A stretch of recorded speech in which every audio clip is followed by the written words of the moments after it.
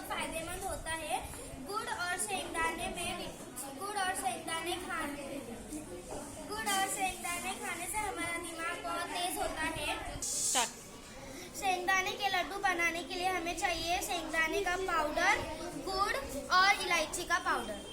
सबसे पहले हम शेंगदाने के पाउडर में गुड़ मिलाएंगे। गुड़ मिलाने के लिए हमें उसे घिसना होगा।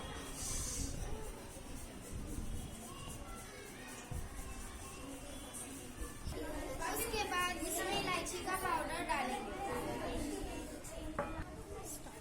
उसके बाद हम इसे अच्छी तरह मिलाएंगे।